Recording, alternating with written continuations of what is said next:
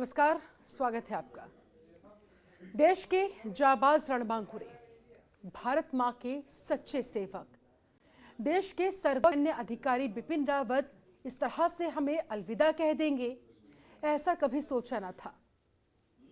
एक योद्धा जिसने अपने रण कौशल से अच्छे अच्छे दुश्मनों को धूल चटा दी, अपने युद्ध कौशल से विरोधियों के दांत खट्टे कर दिए, वो इस तरह से तमाम देशवासियों को छोड़कर चला जाएगा, विदा ले लेगा, सोचा ना था।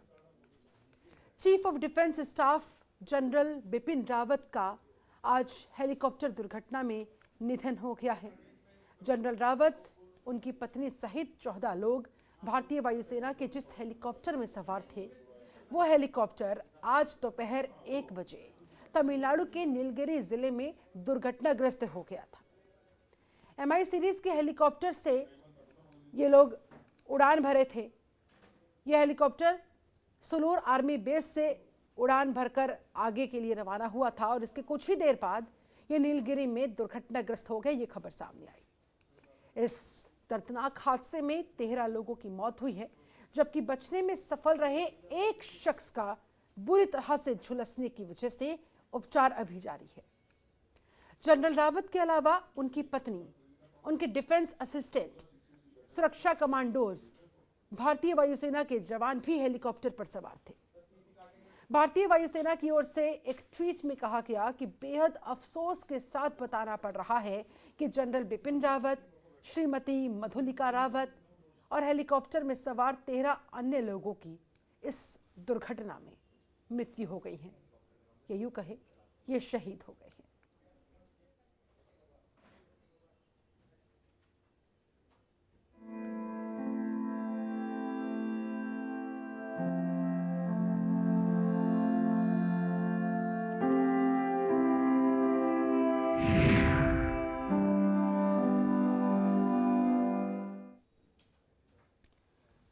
अलविदा जनरल बिपिन रावत। आज ये दुखद खबर जिसने पूरे देश को झकझोर कर रख दिया। इस पर आज चर्चा करने के लिए हमारे साथ, इस मुद्दे पर बात करने के लिए हमारे साथ 4 खास मेहमान इस समय जुड़े हुए। मेहमानों का मैं तारुफ आपसे करवा देती हूँ। हमारे साथ रिटायर्ड कर्नल पीके सहगल जी जुड़े हुए, रक्षा विशेषज्ञ है। रिटायर्ड कर्नल राजीव रंजन जी हमारे साथ मौजूद हैं, रक्षा विशेषज्ञ है। मेजर जनरल अनुज माथुर जी हमारे साथ जुड़े हुए हैं, ये भी रक्षा विशेषज्ञ हैं। और मेजर जनरल AK चतुर्वेदी जी भी रक्षा विशेषज्ञ हैं, ये भी हमारे साथ मौजूद हैं।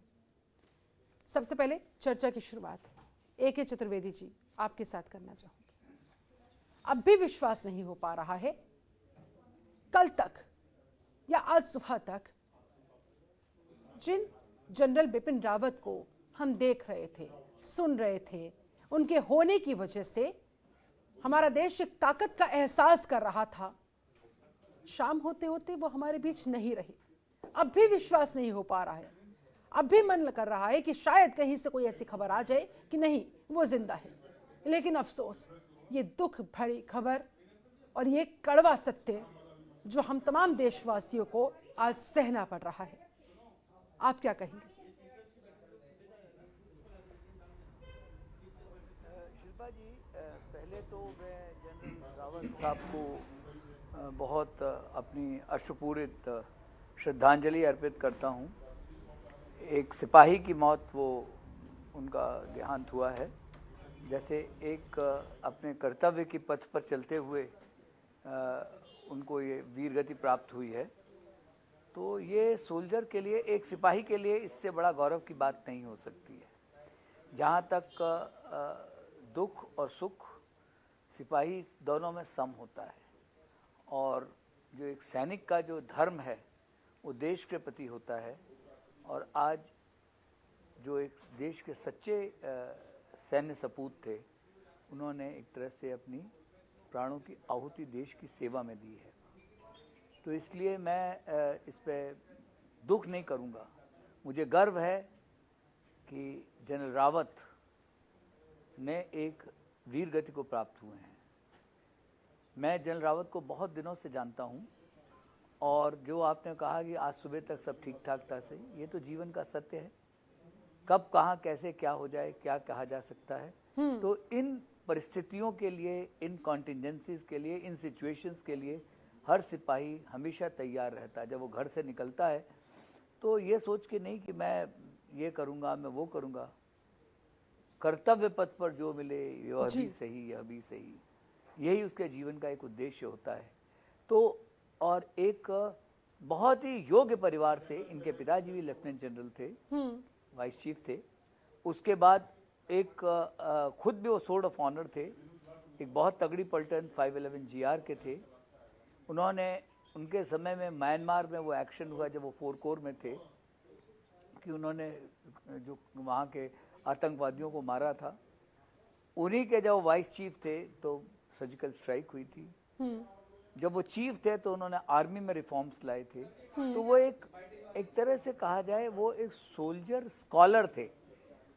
सोल्जरी भी उन्होंने दिखाई और स्कॉलर भी थे। देखिए किस तरह से रिफॉर्म्स आर्मी में रिफॉर्म किए, उसी तरीके से वो थिएटराइजेशन पे वो काम कर रहे थे। और जो उन्होंने किया है आज नहीं, उस सब का हमको फर्क आज से कुछ दिनों बाद मिलेगा। तो एक दुख तो है कि एक योग्य ऑफिसर चले गए, लेकिन साथ ही मुझे इस बात का बहुत गर्व है कि मैं एक ऐसे सैनिक को जानता हूं जो वीर गति को प्राप्त हुआ है। और ऐसी ये मृत्यु नहीं है, ये वीर गति है। तो हर सिपाही का ये सपना होता है कि उसको ऐसी वीर गति मिले। मेरा तो यही मानना है। आज जनरल विपिन रावत वीर गति को प्राप्त हुए, शहीद हुए। अनुज माथुर जी का रुख करूंगी, लेकिन इससे पहले दर्शकों को ये तस्वीरें दिखा देते हैं। CCS की बैठक हुई पीएम नरेंद्र मोदी की अध्यक्षता में। रक्षा मंत्री राजनाथ सिंह, निर्मला सीतारमण, देश के गृह मंत्री अमित शाह, तमाम ये महत्वपूर्ण चेहरे आप तस्वीरों में देख सकते हैं।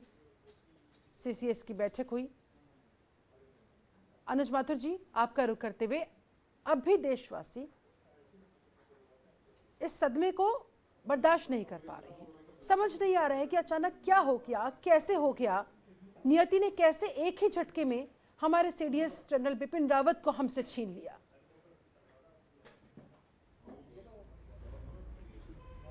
देखिए ऐसा है, जैसा कि जनरल चतुर्वेदी ने आपको कहा थोड़ी देर पहले, सबसे पहले तो मैं भी जनरल रावत, मिसेस रावत और उनके साथ वीरगति को प्राप्त हुए तमाम सैनिकों को श्रद्धांजलि देना चाहता हूं आपके माध्यम से। जनरल रावत CDS थे, मिसेस रावत फर्स्ट लेडी पूरी इंडियन आर्म्ड फोर्सेस की थी। उनके अलावा जो लोग गए हैं वो भी अपने अपने क्षेत्र में बहुत बेहतरीन अधिकारी थे, बेहतरीन जवान थे, तभी तो वो CDS के साथ थे। बिल्कुल। जो पायलट थे वो बेहतरीन पायलट थे, तभी तो वो CDS का जहाज उड़ा रहे थे। तो ये तमाम, ये बहुत जबरदस्त क्षति है। लेकिन गीता में भी कहा है कि there is no greater good for a soldier than a battle enjoined by duty.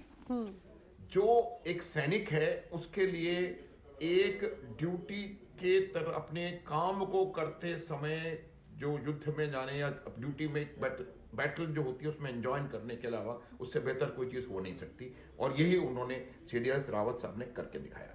मैं उनके साथ एक ही हेडक्वार्टर में बगल के कमरों में मैंने इनके साथ नौकरी करी है। मैं उनको बहुत करीब से जानता हूँ। बहुत शांत स्वभाव, ground down to earth, ground soldier. वो ऐसे इंसान थे जो कि स्ट्रेटेजिक थॉट रखते थे। क्या सामरिक तौर पे राष्ट्र के लेवल पे और अंतर्राष्ट्रीय लेवल पे आवश्यकता है देश को, वो उनके विचार थॉट था। और उनकी सबसे बड़ी काबिलियत थी कि अपने उस थॉट को एक्ट में ट्रांसलेट करके नीचे से नीचे लेवल के ऊपर सोल्जर के लेवल तक जाकर के उसको इंप्लीमेंट करने की उनमें क्षमता थी। तो ये सबसे बड़ी बात है। वो एक बहुत तजुर्बेकार व्यक्ति थे, जैसा कि मैंने आपको थोड़ी देर पहले बताया था। इन काउंटर इंसर्जेंसी में उनसे बड़ा लड़ाका मेरे ख्याल से कमांडर इंडियन आर्मी ने देखा नहीं। उसके अलावा जो कांगो में UN मिशन में हमारी ब्रिगेड है, उस ब्रिगेड को कमांड करने के लिए देश के सर्वश्रेष्ठ ब्रिगेडियर को चुना जाता है, जो कि वो एक दूसरे देश में जाकर के ब्रिगेड को कमांड कर रहा है। वो ब्रिगेड उन्होंने कमांड करी है। एमओ डायरेक्टरेट में ऐसे समय पर रहे हैं जबकि देश में नॉर्थ ईस्ट में एक्टिविटीज पूरे अपने चरम पर थी। वाइस चीफ जब वो थे, सर्जिकल स्ट्राइक का ओवरऑल जो उसका प्लानिंग और एग्जीक्यूशन है सब उनके उनके थ्रू हुआ। उसके अलावा वो एक बहुत लोकप्रिय जनरल, 1 मिनट में बताता हूँ कि लोकप्रिय जनरल, आमतौर पे आप बहुत काबिल जनरल हो सकते हैं, लेकिन ये संभावना है कि शायद आपके साथ जो लोग नीचे वाले हैं वो उनको थोड़ा सा आपसे अप्रोचेबिलिटी या कोई किसी में कोई कमी हो, लेकिन वो एक बहुत लोकप्रिय, हाईली अप्रोचेबल और very very empathetic military commander थे, जिन्होंने कि एक नया absolutely new definition of military commandership हमको तीनों आर्म फोर्सेस को उन्होंने दी है। और थिएटराइजेशन, ये सब चीजें जो आज हम देख पा रहे हैं, जिनका की फल हमको आने वाले समय में मिलने वाला है, वो सब उनके सामरिक विचार शक्ति और उनकी कार्य करने की क्षमता के ऊपर निर्भर है। इतना आसान नहीं है तीनों सेनाओं को एक धागे में पिरो के रखना, और वो काम उन्होंने बहुत ही सक्षमता के साथ और बहुत ही सफलता के साथ किया है। और आज की तारीख में तो जो जिस प्रकार की सिनर्जी की आवश्यकता है, उस सिनर्जी को हमने पाया है बदौलत जनरल CDS बिपिन रावत जी की वजह से। जी पीके सहगल जी, आपको क्या लगता है ये कितनी बड़ी क्षति है जनरल बिपिन रावत के इस तरह से चले जाना? देखो, जनरल रावत का इस समय चले जाना देश की सुरक्षा के लिए, देश की मॉडर्नाइजेशन के लिए, देश की इंटीग्रेशन के लिए और जॉइंटनेस के लिए बहुत ही बड़ा झटका है। वो बहुत बड़ी स्पीड पे मॉडर्नाइजेशन कर रहे थे। तीनों सर्विसेज में इंटीग्रेशन और जॉइंटनेस थी नहीं, और कारगिल युद्ध के समय ये सबसे बड़ी कमजोरी थी और सबसे बड़ी रिकमेंडेशन थी। वो बड़ी तेज़ी से कोशिश कर रहे थे कि जॉइंटनेस और इंटीग्रेशन को प्रमोट किया जाए जल्दी से जल्दी, और साफ तौर पे कहते थे अगले साल तक 3 या 4 इंटीग्रेटेड थिएटर्स बन जाएंगे।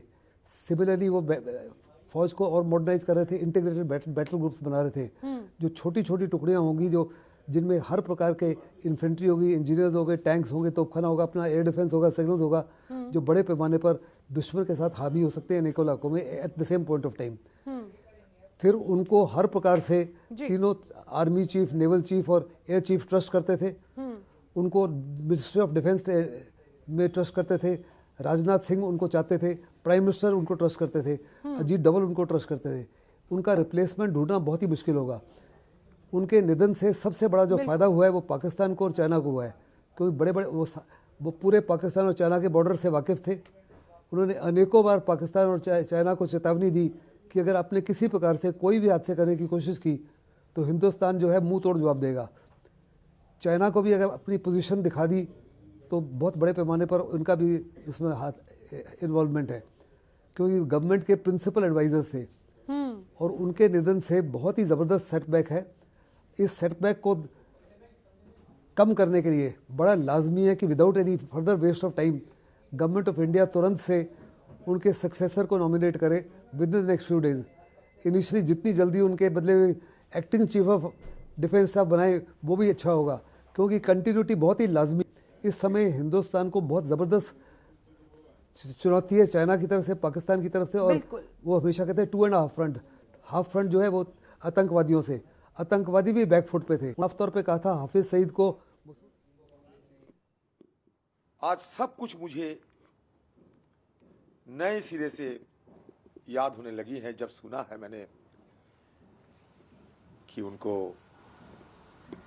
हादसे के चलते मौत हो गई है।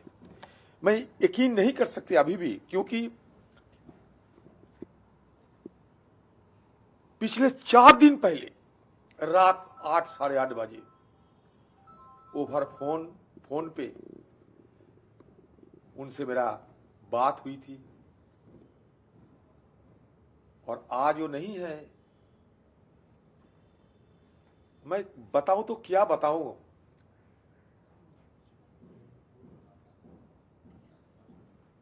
इस तरीके की हादसा और उसके चलते बिपिन रावत जी के साथ साथ और सारे अब तक की 13 हमारे फौजी, हमारे जवानों को मौत हो चुके हैं, एक अभी बची है, ये सुनने पाए हैं। आज सारे सदन मायूसी में है। अब यकीन करो, से मैं नहीं, सारे सदन जिन जिन के साथ उनकी कभी मुलाकात हुई थी, कभी बात हुई थी, सब आज मायूसी में है। और एक ईमानदार ऑफिसर, हिंदुस्तान की सबसे पहला chief of defence staff Bipin Rawat ji आज हमारे पास नहीं आए, और सारे उनके 13 साथियों वो भी हमारे साथ नहीं आए।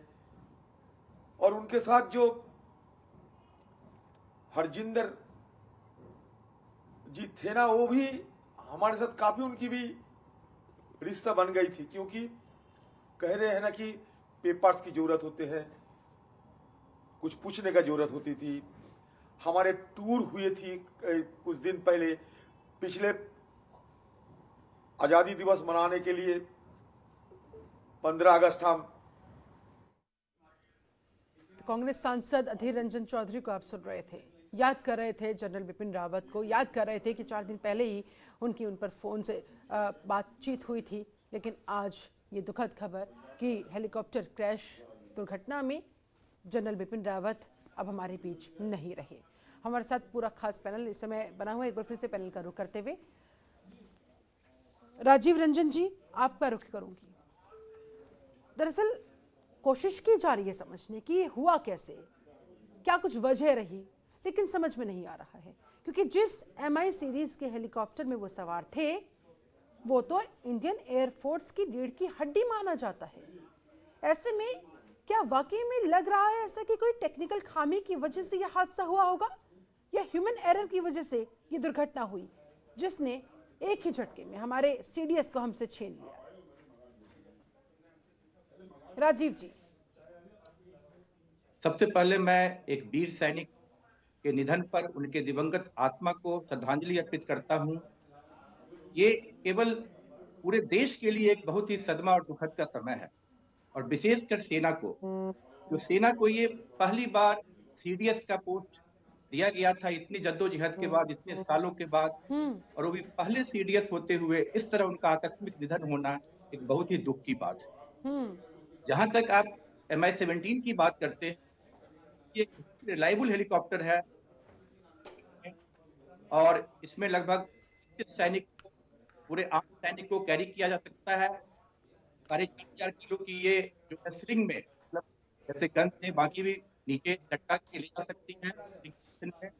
काफी एक रोबस्ट कहते हैं जो हेलीकॉप्टर है, विभिन्न है, ये पूरे ट्रुप्स को कैरी करने के लिए यूज होता है। और इस तरह क्रैश एक सवाल चिन्ह उठाता है, और इंक्वायरी में पता चलेगा जो क्या इसमें टेक्निकल स्लैग हुई या क्या प्रॉब्लम हुई, कैसे ये हुआ, या वेदर खराब था, ये तो आगे आने वाला नहीं बताएगा, इंक्वायरी के हिसाब से पता चलेगा। लेकिन जो भी हुआ एक बहुत ही दुखद की बात है। एक बहुत ही बड़े डेकोरेटेड सोल्जर थे। जहाँ तक की जनरल रावत की बात है, वो गढ़वाल से बिलोंग करते थे, उनके परिवार भी एक फौजी परिवार से थे, उनके पिताजी भी लेफ्टिनेंट जनरल रैंक से रिटायर हुए थे। और बाकी अब देखिए, उन्होंने काफी हर तरह के सिचुएशन में कमांड किया है। नॉर्थ ईस्ट से लेके कश्मीर में उन्होंने आर्म सेक्टर को कमांड किया। 19 डे बारामूला के GOC रहे, 3 कोर के दीवापुर में, वहां पर वो कोर कमांडर रहे, सदर्न कमांड के आर्मी चीफ रहे, वाइस चीफ रहे। उन्होंने हर तरह के पोस्ट संभाला है और हर तरह के सिचुएशन में कमांड किया है। और उसके बाद ऑफकोर्स चीफ के बाद पहला CDS बने, और इस तरह चले जाना एक बहुत ही दुख की बात है पूरे देश के लिए, हमारे पूरे डिफेंस फोर्सेज के लिए। और हम यही प्रार्थना कर सकते हैं जो दिवंगत आत्मा को ईश्वर शांति प्रदान करे। बिल्कुल। अनुज माथुर जी, अब चाइना पर कौन दहाड़ेगा और पाकिस्तान को आंखें कौन दिखाएगा? बहुत कमी महसूस होने वाली है आगे आने वाले समय में। जैसा कि कहा भी क्या कि लगता नहीं है कि जनरल बिपिन रावत जिस तरह की वो शख्सियत थे, जिस तरह से वो प्रोफेशनली पर्सनली काम किया करते थे, देश की सेवा में दिन रात जुटे रहते थे, उन्हें कोई रिप्लेस कर पाएगा? देखिए, उनका रिप्लेसमेंट मिलना मुश्किल काम है। लेकिन मैं आपको एक बात बताना चाहता हूं, मैं भी खुद सोल्जर हूं, एक इन्फेंट्री का सोल्जर हूं, मैं चीज समझता हूं क्या होती है सेना में। आप देखिएगा कि हमारा देश और हमारी सेना एकदम उनके जो उनके बताए हुए मार्ग हैं उस पर चलने में सक्षम हो जाएगी बिना समय वेस्ट किए। ये मैं आपको यकीन दिलाना चाहता हूं। उनकी जैसी शख्सियत को पाना मुश्किल है, असंभव नहीं, पहली बात। दूसरी बात यह है कि ऐसे लोग हमारे पास, इस तरह के मिलिट्री लीडर्स ऑलरेडी और बहुत सारे मौजूद हैं जो कि उस जगह को ऑक्यूपाई कर सकते हैं। हो सकता है उतनी जो उस काबिलियत के साथ वो ना हो, काबिलियत में कोई मेरे साथ में कोई शक नहीं, उतनी विद ज़ील और जो उनका पैशन था उतना पैशन ना हो, लेकिन इनका रिप्लेसमेंट जरूर आएगा, बेहतर होगा। और पाकिस्तान पे दहाड़ने के लिए और चीन पे दहाड़ने के लिए हमारे पास बहुत लोग हैं, और पाकिस्तान और चीन इस बात को समझते हैं, और वो हमको पाकिस्तान और चीन पे दहाड़ना सिखा के, और पाकिस्तान और चीन को किस तरह से शांत रखना है वो बता के, और किस प्रकार से दोनों फ्रंट्स और terrorist, anti terrorist, internal security front, तीनों फ्रंट्स के ऊपर ढाई फ्रंट जो भी बोलते हैं टर्म है उसकी, उनके ऊपर हम किस प्रकार से अपना पूरी सक्षमता के साथ काम कर सकते हैं वो हमको बता करके गए हैं। और उनके लिए सबसे बड़ी श्रद्धांजलि हमारे लिए ये होगी कि जो उन्होंने काम शुरू किए हैं, जो भी उनकी जगह अब आने वाला व्यक्ति है, वो उन कामों को उसी तेजी, उसी तत्परता और उसी कैपेबिलिटी के साथ आगे बढ़ाता चला जाए। मॉडर्नाइजेशन का पाठ उन्होंने पढ़ा दिया, मॉडर्नाइजेशन को कैसे किया जाएगा उसका रास्ता उन्होंने बता दिया, मॉडर्नाइजेशन को आगे ले जाने के लिए उन्होंने एक ब्लूप्रिंट, एक रोड मैप तैयार करके आपको दे दिया। अब हमें सिर्फ उस ब्लूप्रिंट, उस रोड मैप को आगे बढ़ाना है, और वो उन सबसे बड़ी श्रद्धांजलि उनके लिए होगी। और दूसरी बात मैं आपको फिर बता रहा हूं कि हमें ये नहीं भूलना चाहिए कि जो ब्रिगेडियर उनके साथ गया है, हाँ, वो भी इंडियन आर्मी के बेहतरीन ब्रिगेडियर्स में से एक था। बिल्कुल। और सब लोग, तो ये तमाम लोग हैं, बड़े, अब क्षति बहुत हुई है, लेकिन आप ये देखिएगा कि बहुत तेजी और बहुत जल्द हम लोग इस क्षति से उबर के आएंगे, और हमें इससे ज्यादा होने की आवश्यकता मुझे नहीं लगता कि है। हमारे पास बहुत मिलिट्री लीडर्स हैं, बहुत उनको रिप्लेस कर पाएंगे, लेकिन उनके जाने से निश्चित रूप से अफसोस, दुख और नुकसान देश को हुआ है, और फायदा पाकिस्तान और चीन को हो रहा है जो हमारे एडवर्सरीज हैं। लेकिन उनको कोई शक न रहे, हमारे एडवर्सरीज, कि हमारे पास बहुत सारे बिपिन रावत हैं, और बिपिन रावत ने रास्ता दिखा दिया है, और वो और अब अपना रास्ता चलना ही ढूंढते रह जाएंगे। सच्ची और असली श्रद्धांजलि होगी। पीके सहगल जी, सीडीएस रावत ने चीन को कई बार पहले भी निशाने पर लिया, कई बार कड़े और सख्त संदेश भरे बयान दिए चीन के खिलाफ, जिस पर चीन ने कई बार आपत्तियां भी दर्ज की। मुझे कुछ ऐसे 4 बयान याद आ रहे हैं। चीन के माई वे और नॉर्वे के सामने, या तो माई वे या तो नो वे, इस बयान के सामने हिंदुस्तान को मजबूती के साथ बिपिन रावत ने खड़ा करने का काम किया। उनका एक और बयान, चीन टेक्नोलॉजी में आगे तो हम भी कुछ कम नहीं, चीन अगर मजबूत है तो भारत भी कुछ कमजोर नहीं, भारत 2 मोर्चे पर युद्ध के लिए तैयार है। यानी कि चाइना को या पाकिस्तान की बात कर ले, कैसे मुंहतोड़ जवाब देना है, कैसे हर स्तर पर साइकोलॉजिकली भी उन दोनों देशों को, दुश्मन देशों को हराना है, बहुत भली बाती बिपिन रावत जी जानते थे, लेकिन अब वो हमारे बीच नहीं रहे हैं।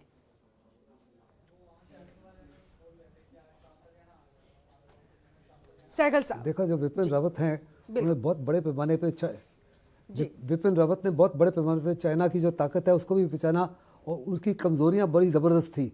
चाइना के सिपाहियों में वो दम ही नहीं है, हिम्मत ही नहीं है, हौसला ही नहीं है, मेंटल कैपेबिलिटी नहीं है, इंटेलेक्चुअल कैपेबिलिटी नहीं है हिंदुस्तान की फ़ौज का मुकाबला करने के लिए। वो उस इलाकों में जहाँ पे उनको तैनात किया गया है वहाँ काम कर ही नहीं पा रहे। उनके 4 कमांडर जो हैं उनको या तो गायब कर दिया, या आर्मी कमांडर जो हैं या उनकी मौत हो गई है। के सिपाहियों में दम ही नहीं है उस वातावरण में अपने आप को जिंदा रखने के लिए। और ये जानते थे कि जो चाइना है वो पेपर टाइगर है। वो चाइना ने साफ तौर पे उनको कह रहे थे कि हमको आपको से किसी प्रकार का डर नहीं है, अगर आपने हमसे किसी प्रकार का हमको ललकारा तो देखो हम तो पीस लविंग नेशन है, लेकिन अगर हमको ललकारा तो हम आपको मुंह तोड़ जवाब देंगे। और उन्होंने कहा कि साफ तौर पे हम अनेकों जगह पर हम ही हो सकते हैं आपके ऊपर, और आपको एम्बेरस कर सकते हैं। इसलिए आप ही के हित में है कि किसी प्रकार LAC को क्रॉस नहीं करना, और हम किसी प्रकार से अपने एक ज़मीन आपको नहीं देंगे।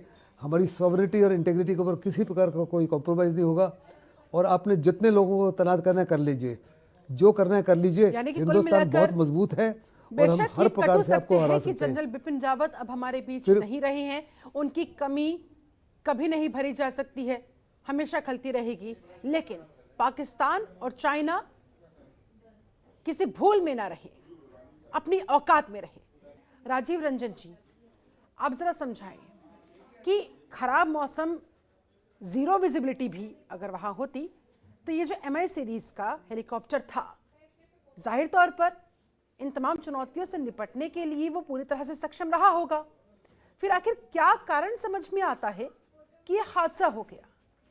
मानवीय भूल इसके पीछे वजह मानी जाए?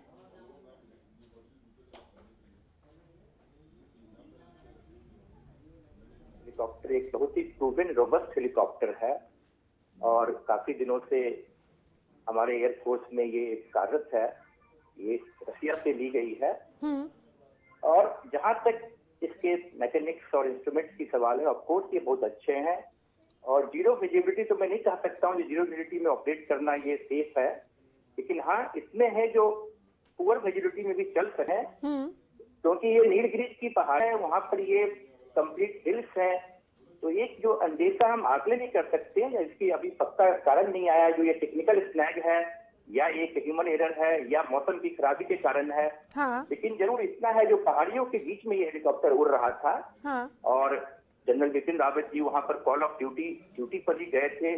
वहां पर आपको पता होगा कुन्नूर में मद्रास रेजिमेंटल सेंटर है, वहां पर DSC की सेंटर है, वहां पर सबसे बड़ी जो हमारी एक है वो हमारे स्टार्ट कॉलेज है और वो स्टार्ट कॉलेज की ही जो वहां पर जो ग्रेजुएट हो रहे थे उनको उन्होंने एड्रेस करने के लिए वहां पर गए थे, लेक्चर लेने के लिए। उसी कॉल ऑफ ड्यूटी में एक्सीडेंट हुआ। तो जहां तक हेलीकॉप्टर की बात है, जरूर मौसम हो सकता है इतना खराब हो जहां पर की पायलट ने इसको नहीं कंट्रोल कर पाया और हम जहां तक रहे हैं जो साउथ में साइक्लोन की स्थिति है, काफी बारिश होती रही है बे ऑफ बंगाल में, अरेबियन सी में, तो वो एक कारण हो सकता है। इसका भी आकलन नहीं किया जा रहा है, लेकिन जहां तक असली चीज है ये तो जब कोर्ट ऑफ इंक्वायरी आएगी, जब इसका रिपोर्ट आएगा तभी जाके पता चलेगा जो किस कारण से ये दुर्घटनाग्रस्त हुआ। लेकिन इतना जरूर है जो हमने एक बहुत बड़े अपने वीर सैनिक को खो दिया है, एक हमारे अंदर वैक्यूम आ गया है जहां तक की सेना की देश की बात है, और हमारे अभी जहाँ सैनिक है, बाकी जो कमांडर्स हैं उसको पूरा करने की कोशिश करेंगे। लेकिन एक बहुत ही दुख की घड़ी है, इससे time of loss and really feel sad unfortunate. दुख की घड़ी है, सदमे की घड़ी है।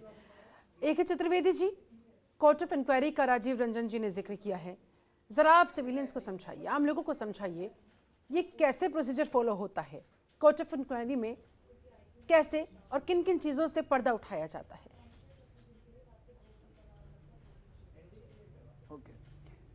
इसके पहले मैं एक चीज और आपको बताना चाहता हूँ। जो पहले बातचीत चल रही थी कि इनका लॉस कौन दहाड़ेगा, क्या करेगा, मैं आपको बता दूं हिंदुस्तान की फौज जो है सिस्टम ड्रिवन है।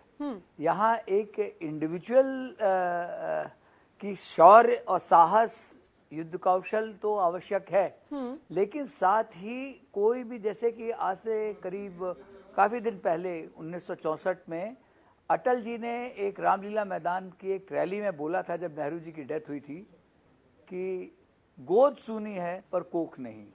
तो हिंदुस्तान की फौज में कोई जगह खाली नहीं रहती है, एक नया एक आएगा चेहरा, बिल्कुल, और वो उतना ही दमदार होगा, उतना ही शौर्य से भरा होगा जितने जनरल बिपिन रावत थे, सक्षम होगा। तो पाकिस्तान और चाइना का जहाँ तक कि अगर वो मौज करने के चक्कर में है कि जनरल रावत के बाद उनको थोड़ा सा आराम मिलेगा, तो ऐसा कुछ नहीं होगा, नंबर 1। नंबर 2, जो आपने ये कोर्ट ऑफ इंक्वायरी के बारे में, जी देखिए, ऐसा है कि कोई इंसिडेंट जब होता है उसकी पूरी जांच पड़ताल करने के लिए कि क्या कारण थे, किन परिस्थितियों में हुआ और कैसे हुआ, उसको उसका आंकलन के लिए एक कोर्ट ऑफ इंक्वायरी ऑर्डर की जाती है। इस केस में वो एक एयर मार्शल ने उसको हेड कर रहे हैं और वो देखेंगे कि इसमें क्या, पहली चीज़ तो ये कि जब ये चला ये एयर वर्दी था कि नहीं एयरक्राफ्ट, जी वो जो कि है, लेकिन मतलब फिर भी वो इस बात पे गौर करेंगे जी, जो उसको जो प्रोसीजर्स उसको फॉलो करने चाहिए थे वो उन्होंने फॉलो किए थे या नहीं किए थे जी। तीसरा, कोई टेक्निकल स्नैग की वजह से हुआ या पुअर विजिबिलिटी की वजह से हुआ या ह्यूमन एरर हुआ जी। इसमें एक चीज़ जो मैं बताना चाहता हूँ, जो एक बहुत इम्पॉर्टेंट एरिया है कि ये मैं सब जानते हैं कि ये नीलगिरीज का एरिया जो पहाड़ी इलाका है जी, और काफ़ी थिक जंगल्स का इलाका है। तो देखिए, अगर कहीं और जगह, जहाँ ऐसी जगह पे जहाँ की पहाड़ी इलाका हो, तो अगर एयरक्राफ्ट थोड़ा नीचे भी आ जाए तो उसके बाद वो ऊपर जा सकता है। हाँ। लेकिन यहाँ क्या है, क्योंकि थिक जंगल होने की वजह से, और ये एयरक्राफ्ट है जी। इसका ड्राफ्ट बहुत ज़्यादा होता है। मतलब अगर आप इसके बगल में खड़े हो और वो उसका रोटर चल रहा है तो आपकी टोपी वोपी तो उड़ जाएगी। कभी कभी अगर बिल्कुल नजदीक आ जाए तो इंसान भी उड़ जाए। तो जो वहाँ जो पेड़ हैं, हो सकता है कोई पेड़ उखड़ करके टकरा गया हो रोटर से, एंड जिससे रोटर डिसबैलेंस हो गया हो। तो ये भी संभावना है। तो इस कोर्ट ऑफ इंक्वायरी से 2-3 चीजें एस्टेब्लिश होंगी। क्या जो उसमें जितने लोग थे वो बोनाफाइड ड्यूटी पे थे, क्योंकि ये attributable to military Chaturvedi ji, जिस तरह से प्लेन में ब्लैक बॉक्स होता है, इस हेलीकॉप्टर में ऐसा क्या होता है ताकि पता लगाया जा सके कि एक्चुअल में हुआ क्या होता है? गलती कहाँ हुई?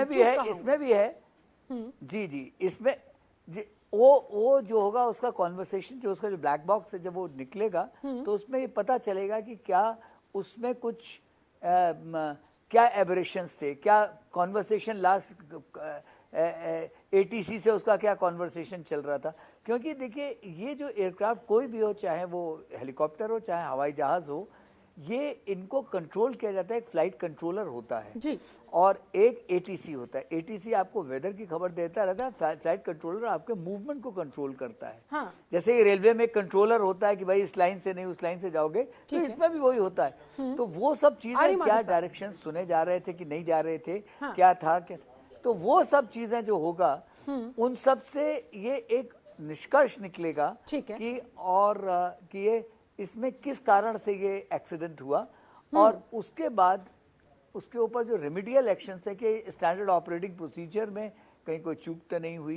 तो उन सब चीजों पे जब गौर किया जाएगा तो उसमें एक निष्कर्ष निकलेगा कि क्या हमको अपनी SOP में कोई सुधार लाने की जरूरत है, बिल्कुल, क्या इसके मेंटेनेंस में कोई सुधार लाने की जरूरत है, क्या प्रोसीजर्स में कुछ और सुधार लाने की जरूरत है। तो ये चीजें कोर्ट ऑफ इंक्वायरी से जो है पिन पॉइंट हो जाती है, रिस्पॉन्सिबिलिटी क्लियर हो जाए, और कौन इसमें। ठीक है, माथुर जी कुछ कहना चाह रहे थे? बिल्कुल माथुर साहब, this is your time now. मैं यही बता रहा था कि इसके जो वजह कुछ भी हो सकती है, लेकिन ये वजह इस इंक्वायरी के बाद निश्चित रूप से सामने हमारे आएगी। बिल्कुल है। अभी बात हमारी ये नहीं है कि इसकी वजह क्या थी और क्या नहीं थी। अभी हमें ये देखना है कि आगे हमको किस प्रकार से इन चीजों को रोकना है, इस बात को हैंडल करना है। सबसे पहली आवश्यकता मेरे हिसाब से, तो अभी जैसे हमने अभी पूरी बात कर ली कि ये बहुत अच्छा एयरक्राफ्ट है, बड़ा ये है, बड़ा वो है, लेकिन अभी हमको आगे और थोड़ा सा सोचने की आवश्यकता है कि क्या इसके स्पेयर पार्ट्स एडिक्वेटली रशिया से आ रहे हैं। आजकल हमारे पास इसकी मेंटेनेंस ठीक प्रकार से हम कर पा रहे हैं कि नहीं कर पा रहे हैं, क्या और कमियां हैं, किस प्रकार का और मॉडर्नाइजेशन हमको अपनी एवियोनिक्स में और अपनी इसमें लाने की आवश्यकता है। क्या ये मशीन जो 73 में इतनी बेहतरीन थी या 78 में इतनी बेहतरीन थी, क्या वो अभी भी उतनी बेहतरीन रह गई है, या ये सब बातें देखने का टाइम है। अभी हमको देखना पड़ेगा कि क्या हमको इनके स्पेयर पार्ट्स, इसकी टेक्निकल डिस्वन, ये सब चीजें हमको ठीक से मिल पा रही हैं कि नहीं मिल पा रही हैं। ये बात, क्या हमें आवश्यकता है कि इस जहाज को, जो कि बेहतरीन जहाज है, इसके रीलुक देने की आवश्यकता है, क्या उसको रिप्लेस करने की आवश्यकता है। तो ये सब बातें अभी मेरे को लगता है कि उभर करके आएंगी। नहीं किया जा सकता है भाई, कि हम किस प्रकार से हम अपने जहाजों को तो खराब हो भी सकता है। बिल्कुल वही मैंने आपको शुरू से बता रहा हूँ। ठीक है, चतुर्वेदी जी कुछ कहना चाह रहे थे, जल्दी से, उसके बाद पीके सहगल जी, मैं आपके पास दूसरी एक ठीक है, जल्दी से माथुर जी प्लीज कंप्लीट योरसेल्फ फास्ट। हाँ, तो मैं ये और कह रहा था कि जो वेलिंगटन का जो नीलगिरी का जो मौसम है ना, वो इतना अनप्रेडिक्टेबल मौसम होता है कि within no time the visibility can go down, within no time. तो कहीं ऐसा ना हुआ हो, वो संभव है कि वो लो लेवल पे फ्लाई कर रहा हो, जांच के बाद ही स्पष्ट हो पाएगा। चतुर्वेदी जी, आप क्या कहना चाह रहे थे? स्पष्ट होगा, करेक्ट। हाँ, मेरा इसमें कहना ये है कि मी-17 ये थोड़ा पुराना एयरक्राफ्ट, डेटेड है, लेकिन जो मी-17 V5 है, जिसमें कि आज की यात्रा हो रही थी, जो दुर्घटना का ये तकरीबन करीब 10 साल पुराना एयरक्राफ्ट है। तो दुर्घटना का शिकार हुआ है। तो ये जो है, जो स्पेस वगैरह की, इसमें बहुत सी चीजें हैं जो कि दिन पे दिन इम्प्रूव होती जा रही हैं। हाँ। इनफैक्ट ये जब खरीदा गया था तो उस वक्त मैं आर्मी हेडक्वार्टर में ही था, तो ये जो है ये बहुत अच्छा एयरक्राफ्ट है। और लेकिन इसमें जो मौसम और टेक्निकल इश्यूज जो भी है कुछ भी हो सकती है, तो जब निकल के आएगा तो वे अहेड उससे निकल के अपने आप आ जाएगा। ठीक है, पीके सहगल साहब, जाते जाते आप क्या कहना चाहेंगे? कैसे जनरल बिपिन रावत को याद करना चाहेंगे और क्या उम्मीद लगाएंगे आगे इस तरह का कोई हादसा ना होने पाए, आगे हम अपने देश का ऐसा वीर सपूत ना खोने पाए, क्या किया जाना चाहिए? इसमें किसी प्रकार का कोई शक नहीं कि देश के लिए बहुत ही ज़बरदस्त सेटबैक है, फौज के लिए बड़ा सेटबैक है, नेशनल सिक्योरिटी के लिए बड़ा सेटबैक है। हमने बहुत उच्च दर्जे का सैनिक खोया है, लेकिन जी। मैं खुद पायलट हूँ, मैंने 10 साल से ज़्यादा हेलीकॉप्टर उड़ाए ऐसे इलाके में, और जिस इलाके में ये हादसा हुआ उस इलाके में खुद भी फंसा था 1971 में। इस हादसे की 3 वजह हो सकती हैं जी। पहली वजह कोई material failure, which is quite unlikely in this case. Helicopter नया था जी। पायलट्स बड़े माहिर थे और हेलीकॉप्टर को बड़े एहतियात से तैयार किया जाता है क्योंकि वीआईपी फ्लाइट थी। दूसरा मौसम खराब होने की वजह से ये हेलीकॉप्टर जो है वो टोटल फ्लाइट ड्यूरेशन 15 से 20 मिनट से ज़्यादा नहीं थी, 33 मिनट्स में 33 मिनट तक वो उस इलाके में रहा। हम लोग जो फ्लाई करते हैं हेलीकॉप्टर को इस इलाके ऐसे इलाके में 2000 फीट की ऊंचाई पर उड़ते हैं, पासेस के ऊपर से या पहाड़ियों के ऊपर से, लेकिन अगर मौसम खराब हो जाए तो हमको नीचे आना पड़ता है क्योंकि हमारी विजुअल कॉन्टैक्ट फ्लाइंग होती है जी। और वहाँ पहाड़ों में एकदम से मौसम खराब हो जाता है, विजिबिलिटी 5 मीटर से भी कम हो जाती है, आपको ना तो पहाड़ियाँ नजर आती हैं ना पेड़ नजर आते हैं जी। ये पायलट जो है 33 मिनट्स में था उस इलाके में। हाँ। इससे साफ तौर पे नजर आता है कि उसको पता था कि वेदर बिल्कुल खराब हो गया है, वो कुछ ऐसी जगह को ढूंढने की तलाश में था जहां पर वो हवाई जहाज को सेफली उतार सके। हाँ। ताकि वो अपने आप को, हेलीकॉप्टर को और पैसेंजर्स को बचा सके। हाँ। लेकिन बैड लक की ऐसी कोई जगह मिली नहीं, यहीं पर अगर चूक हो गई हो चला गया तो ये इस दुर्घटना का कारण बनी हो। ठीक है, जाते जाते राजीव रंजन जी, आपका फाइनल कमेंट, क्या कहना चाहेंगे सर? आप कैसे याद करना चाहेंगे जनरल बिपिन रावत? जैसे हमने कहा, जो ये हेलीकॉप्टर ऑफ कोर्स एक बहुत ही स्टेट ऑफ आर्ट हेलीकॉप्टर थी, लेकिन इसमें एक वीआईपी फ्लाइट थी, तो इसमें पायलट्स भी जो है बहुत ही ज्यादा एक्सपर्ट और एक्सपीरियंस पायलट चुने हुए पायलट होंगे। और इस केस में इस तरह का एक्सीडेंट होना ऑफ कोर्स क्योंकि एसओपी होती है वीआईपी फ्लाइट्स के लिए, काफी उसकी चेकअप होती है, टेक्निकल चेकअप जिसमें इंस्पेक्शन होते हैं, तो अब कहाँ पर क्या गलती हुई, एक मौसम का जहाँ तक अंदाजा लगाया जा रहा है और आकलन किया जा रहा है, जो खराब मौसम जीरो विजिबिलिटी के कारण काफी बिजली पहाड़ों के बीच में खराब हो गई हो, उसके कारण ये हो सकता है। तो ये एक ऑफकोर्स एक पॉसिबिलिटी है, जो कि एक मेन पॉसिबिलिटी है। इसके अलावा और अगर कोई ऐसी टेक्निकल स्नैग हो गई हो तो ब्लैक बॉक्स के बाद और इंक्वायरी के बाद ही पता चलेगा। ठीक है, उसके लिए फिलहाल करना होगा इंतजार। आप सभी खास मेहमानों का बहुत बहुत शुक्रिया मेरे साथ इस चर्चा में जुड़ने के लिए, समय निकालने के लिए बहुत बहुत धन्यवाद। तो कुल मिलाकर जाते जाते यही कहना चाहेंगे कि आज देश ने CDS जनरल बिपिन रावत के रूप में एक वीर सपूत खो दिया, लेकिन जनतंत्र टीवी की तरफ से बिपिन रावत को अश्रुपूर्ण भावपूर्ण श्रद्धांजलि। नमस्कार।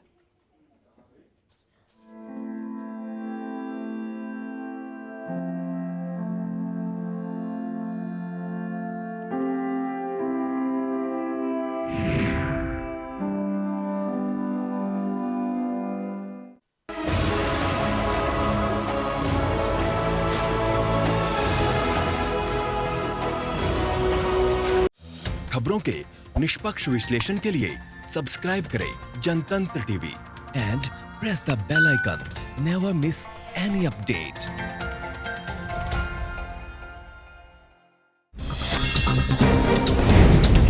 डाउनलोड कीजिए जनतंत्र टीवी ऐप को, जो कि अवेलेबल है गूगल प्ले और ऐप स्टोर पर। अधिक जानकारी के लिए अभी डाउनलोड करें।